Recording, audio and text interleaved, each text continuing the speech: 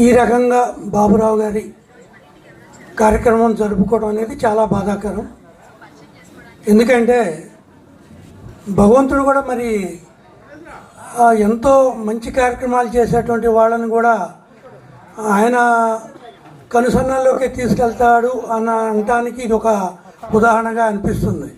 ఎందుకంటే మాకు ఈ యూనియన్ పరంగా మా విజయ్ గారు మాకు యూనియన్లో ప్రధాన కార్యదర్శిగా ఉన్నారు. మా ఇద్దరి మధ్య మంచి అనుసంధానం ఉంది. అట్లనే ఈ విజయ్ సార్తో పాటు ఈ చెన్నూరు అప్పుడప్పుడు రావటం, వారి ఇంటికి వెళ్ళటం, బాబురావు గారితో కూడా ఒక సాన్నిధ్యం ఏర్పడింది. మరి వారిని చూస్తే అనేక రకాలుగా ఎన్నో సేవా కార్యక్రమాలు మిత్రులు చెప్పినట్టుగా అనేక రకాలుగా వారి యొక్క సర్వీస్ అనేది అర్థమవుతుంది.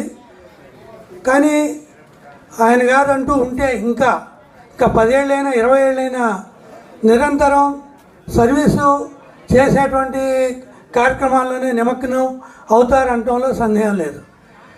అంటే ఆ రకంగా అట్లనే అదేవిధంగా అదే బాటలో తండ్రి బాటలో కుమారుడు విజయ్ గారు కూడా మేము గతంలో కరోనా టైం కానివ్వండి, ఖమ్మంలో కానివ్వండి, వేరే చోట్ల కానివ్వండి, ఎక్కడైతే బాధిత వర్గం ఎక్కడైతే ఉందో అక్కడ కూడా వెళ్ళి మా వంతు సేవా కార్యక్రమాలు చేయటం, యూనియన్ పరంగా కూడా స్కూళ్ళల్లో కూడా మేము అక్కడ ఉన్నటువంటి సమస్యల్ని సాధించే భాగంగా దిశగా మా ప్రయత్నం చేయటం జరిగింది.